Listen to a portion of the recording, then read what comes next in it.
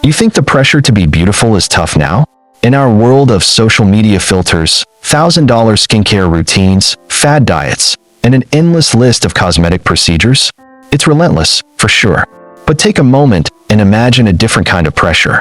What if achieving the perfect look meant slathering your skin with a thick, white paste of lead until it literally started to rot your face, forcing you to apply even more to hide the damage? What if it meant your mother intentionally breaking the bones in your feet when you were just a child, binding them so tightly they'd contort into a mangled, 3-inch crescent, never to grow properly again? Or what if it meant the daily, agonizing ritual of plucking your hairline back to the middle of your scalp, one excruciating hair at a time, just to achieve a fashionable forehead? For much of human history, the price of beauty wasn't just pain, discomfort, or a hit to your bank account. It was often disfigurement, disability, and even death.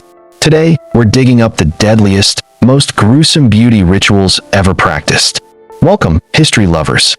Today we journey back in time, not to explore battles or political intrigue, but to uncover a different kind of battlefield, the human body.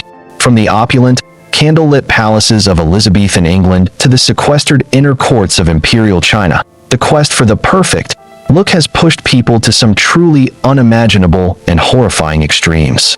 The beauty standards we chase today, as demanding as they might feel, often have historical echoes, but they have nothing on the genuinely lethal routines our ancestors were willing to endure. We're about to pull back the velvet curtain on the most shocking, hazardous, and downright bizarre things people did in the name of being seen as beautiful. We'll explore how a ghostly white complexion, the ultimate status symbol, could literally kill you from the inside out, turning your own makeup into a slow-acting poison. We'll see how the desire for a tiny, wasp-like waist could physically crush a woman's ribs and internal organs, leaving her permanently disabled. And we'll discover how some women were, quite literally, eating poison for breakfast, nibbling on arsenic-laced wafers in a desperate quest for pale skin. This isn't just a story about strange historical fads. It's a story about status, conformity, and the timeless, often dangerous, human desire to control our own image, no matter the cost. So, get ready, because we're about to explore a side of history that's as gruesome as it is glamorous. First up, let's transport ourselves to Renaissance Europe, a period of breathtaking art, soaring cathedrals, and incredibly toxic makeup. During the 16th and 17th centuries, among the most coveted features for an aristocratic woman was a perfectly smooth, impossibly white complexion. This wasn't merely a trend, it was a powerful and unambiguous status symbol. A pale, blemish-free face was a declaration to the world that you were a person of leisure and wealth, that you were not required to toil under the sun like the common folk. To achieve this ghostly pallor, the elite turned to a cosmetic called Venetian ceruse, also known as the spirits of Saturn. It was brilliantly marketed as the most exclusive, most effective skin whitener money could buy, a luxury product imported from Venice, the merchant capital of the world. But beneath the fancy name and the high price tag was a simple, deadly concoction, a paste made from white lead powder and vinegar. Women would layer this thick, opaque paint onto their faces, necks, and chests, creating a flawless white mask that could hide everything from unwanted freckles to the disfiguring scars of smallpox, a common disease at the time. One of its most famous users was Queen Elizabeth I, who contracted smallpox in 1562 and was left with permanent facial scars. She used ceruse to maintain her powerful image as the ageless, virgin queen, but her iconic look came at a terrible price. There was just one catastrophic problem.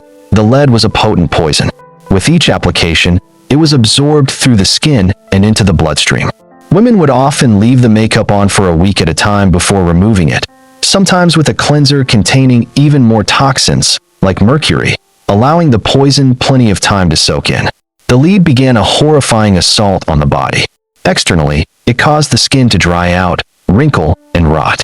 This created a truly vicious cycle. The more damage the makeup inflicted, the more of it a woman had to apply to cover up the blemishes and scarring it had created. It also caused significant hair loss, especially at the front of the hairline, which may have ironically fueled the era's trend for high foreheads. Internally, the damage was far worse. Chronic lead poisoning led to a terrifying list of symptoms, including crippling abdominal pain, muscle paralysis, and severe neurological problems. Queen Elizabeth I herself reportedly suffered from memory loss and irritability in her later years, symptoms consistent with lead and mercury poisoning. Ultimately, it led to total organ failure and death. Perhaps the most tragic and famous victim of this lethal vanity was Maria Gunning, the Countess of Coventry, an Irish beauty who became a superstar celebrity in 18th century London. She was so famous that she sometimes required a military escort to protect her from adoring crowds. She was fanatically devoted to her beauty routine and used ceruse religiously. Her husband reportedly disapproved, sometimes chasing her around the dinner table, trying to wipe the goop off her face. But Maria persisted, and her health rapidly declined. She died in 1760 at the shockingly young age of 27. Her death was widely and publicly blamed on her use of makeup, a condition the press called death by vanity. To make this beauty regimen even more lethal, many women would complete their look by pairing their lead foundation with a vibrant rouge made from cinnabar, a mercury-based mineral, to redden their cheeks and lips. They were, in effect, painting their faces with a cocktail of deadly heavy metals, sacrificing their health for a fleeting, fashionable look. While European women were poisoning themselves from the outside in, a completely different, and arguably more brutal, form of beauty torture was defining the lives of women on the other side of the world. For nearly 1,000 years in China, from its origins in the 10th century until it was finally banned in the 20th, the practice of foot binding shaped the bodies and destinies of millions of women. The goal was to achieve a pair of exquisitely tiny, arched feet, poetically called lotus feet, or golden lotuses. The ideal length was a mere 3 inches, so small that a fully grown woman's shoe could rest in the palm of a hand. These tiny, deformed feet were seen as the ultimate symbol of refinement, beauty, and sensuality, and were considered absolutely essential for a woman to secure a good marriage into a wealthy or powerful family. But the process to create these coveted feet was nothing short of barbaric. It typically began when a girl was between the tender ages of 4 and 7, before the arch of her foot was fully developed, making the bones more pliable. The ritual often started in the winter months, so the cold might numb some of the excruciating pain. First, the girl's feet would be soaked in a warm mixture of herbs and animal blood to soften the skin and bones. Her toenails would be clipped as short as possible to prevent them from growing into the sole of her foot and causing infection. Then came the most agonizing part. An older female relative, usually her mother, would take the girl's foot and, with immense force, break every toe except the big one, folding them down and under the sole. Next, the arch of the foot itself was forcibly broken. Finally, long silk or cotton bandages, often 10 feet in length, were wrapped tightly around the foot in a figure-8 pattern, pulling the broken toes and the heel violently together to create the desired crescent moon shape. The pain was constant, relentless, and excruciating. Every few days, the bindings were removed to wash the foot and check for infection, a constant and deadly risk. The bandages would then be reapplied, pulled even tighter each time to force the foot into an ever smaller, more contorted shape. Infection was rampant. Ingrown toenails could fester, causing the flesh to rot away. In many cases, one or more toes would fall off completely, a gruesome side effect that was disturbingly seen as a positive outcome, as it resulted in a smaller, more desirable foot. Some girls were even forced to walk long distances to hasten the breaking of their arches under their own body weight. For some, a severe infection could lead to septic shock and a painful death. For those who survived the brutal 2-year process, the result was a lifelong, crippling disability. The mangled bones made walking incredibly difficult and painful, forcing women to adopt a distinctive, swaying walk known as the lotus gait, which some men found erotic. But this gait was a sign of immobility and dependence, which itself was part of the appeal. It signaled that a woman was so wealthy she didn't need to work or even walk far. These women were confined to their homes, living symbols of their husbands' or fathers' status. As they aged, women with bound feet were at a much higher risk of falling and breaking other bones, particularly their hips, condemning them to even greater suffering in their later years. The practice persisted for centuries, not just as a beauty standard, but as a cultural touchstone and, at times, an expression of Han Chinese identity in defiance of foreign rulers. It was a 1,000-year tradition of agony in the name of elegance. It's almost unbelievable to think about the sheer agony people willingly endured for the sake of beauty. The stories only get more intense from here. If you're finding this trip through history as fascinating as it is horrifying, do me a favor and show your support by hitting that like button. And if you haven't already, please subscribe and turn on notifications for more deep dives into the weirdest, darkest, and most compelling corners of our past. Let's leap back across the globe to Europe, specifically to the late Middle Ages and the Renaissance, where we find another beauty standard that was just as widespread and nearly as painful. During this period, the ideal female face was long and oval, crowned by a very high, broad, and serene forehead. Poets of the era, like the famous Petrarch, praised a high forehead as a profound sign of intelligence, purity, and spiritual beauty. They wrote of foreheads as smooth as ivory, like a cloudless sky. It was a look that radiated nobility and intellect. To achieve this desirable feature, women who weren't naturally blessed with a high hairline decided to take matters, quite literally, into their own hands. The most common method was plucking. With painstaking patience, women would pluck their hairlines, one agonizing hair at a time. They would remove inches of hair, pushing the hairline further and further back toward the crown of their head to create the illusion of a vast, expansive forehead. The dedication to this ideal didn't stop there. To emphasize the perfect oval shape of the face, many also plucked their eyebrows into thin, highly arched lines, or sometimes removed them entirely. In some cases, even eyelashes were plucked out to complete the bare, open look. It was an incredibly slow, torturous process that required daily maintenance. For those seeking a slightly less laborious, though still dangerous, solution, there were special depilatory creams and recipes. These were the highly sought-after secrets of the era passed between noble women. One particularly famous 16th century recipe comes from the Italian noblewoman Caterina Sforza, a powerful figure known for her book of experiments, which contained over 400 alchemical formulas, medical remedies, and beauty concoctions. Her recipe to make hair fall out and never grow back called for a disturbing mixture of quicklime, arsenic, and, according to some versions, bat's blood. The goal wasn't just temporary hair removal, but permanent destruction of the follicle to ensure a perpetually high forehead. This obsession with a bare, prominent forehead became so pervasive that it is now a defining feature in the art of the period. If you look at portraits by Renaissance masters like Leonardo da Vinci, Botticelli, or Piero della Francesca, you'll frequently see women depicted with these unnaturally high, plucked hairlines and absent eyebrows.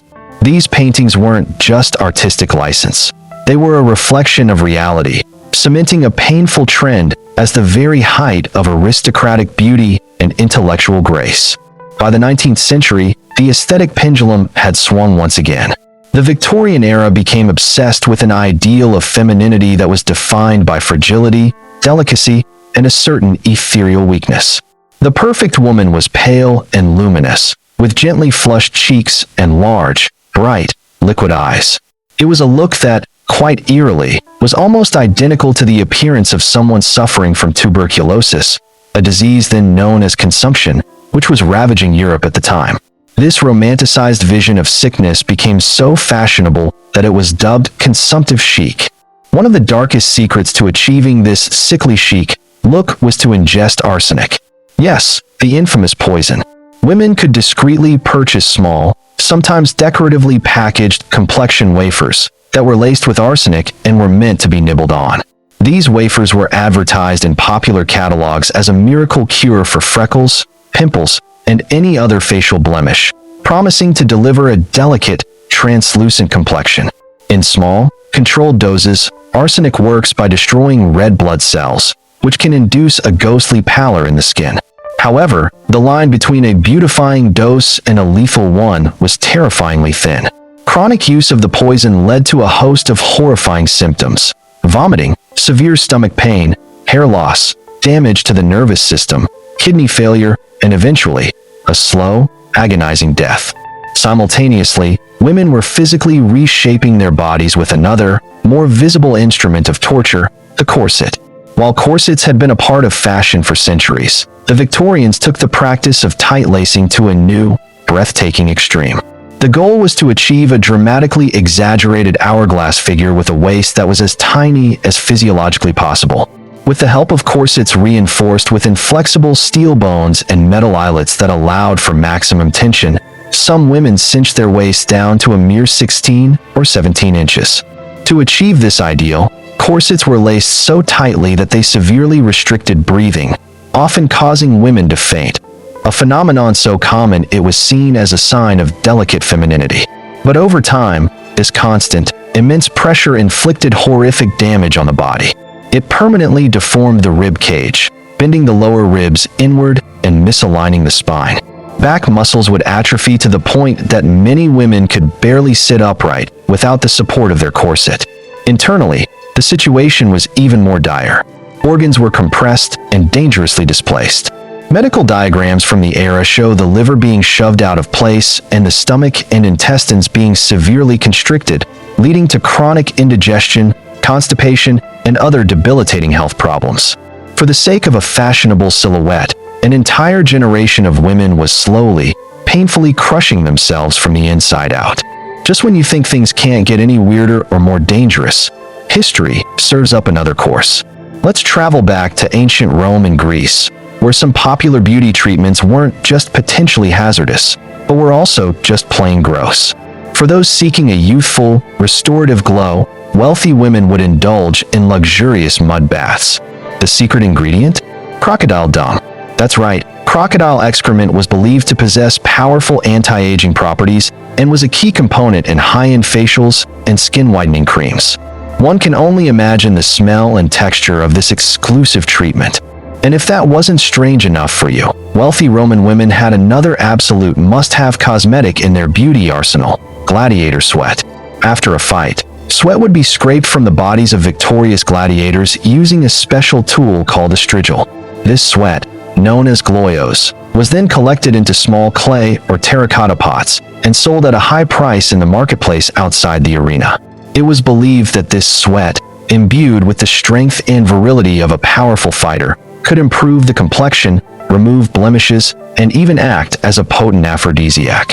Imagine paying top dollar for a small vial of a sweaty, bloodied warrior's perspiration to smear on your face before a romantic evening. The use of bodily fluids in the name of beauty wasn't just limited to Rome, either. In many different cultures throughout history, one of the most readily available substances was human urine. Thanks to its ammonia content, aged urine was commonly used as a powerful mouthwash to whiten teeth and kill bacteria, giving people a brighter smile while also, presumably, a rather unpleasant breath. It was also used as a rinse for hair, believed to add shine and luster. These practices, while unsettling to our modern sensibilities, all point to a simple, if disturbing, truth. Throughout history, if someone, somewhere, believed a substance could make you more beautiful, no matter how bizarre, how dangerous, or how utterly disgusting, there was always someone else willing to try it. From the lead-laced makeup that poisoned the aristocracy and the arsenic wafers that promised a deadly pallor, to the broken feet of Chinese women and the crushed ribs of Victorian ladies, the history of beauty is a testament to human extremism. These rituals, as shocking as they are, tell us a great deal about the societies that practiced them, what they valued, what they feared, and how their social structures were reinforced. They are a physical manifestation of a culture's deepest ideals, whether that was prizing the idleness of the rich, the perceived fragility of the sick, or the painful, lifelong discipline of conforming to an ideal. And while it's easy for us to look back and shudder at the thought of applying lead paint or binding feet, it also forces us to look in the mirror. Our methods have certainly become more sterile and scientific, but has the fundamental impulse really changed? We may have swapped Venetian cerus for Botox and lip fillers, and traded crushing corsets for extreme diets, cosmetic surgery, and body-shaping garments. But that basic, powerful drive to alter our bodies to fit a shifting ideal is still very much with us. It really makes you wonder, what are we doing right now? What procedures, products, or standards are we chasing that future generations will look back on with the same sense of shock and disbelief? Which of these deadly beauty rituals did you find the most shocking? Are there any other crazy historical beauty practices that we missed? I'd love to hear your thoughts, so let me know down in the comments. And if you enjoyed this journey into the dark side of beauty, please don't forget to like, subscribe, and hit that notification bell so you don't miss our next video. Thanks for watching.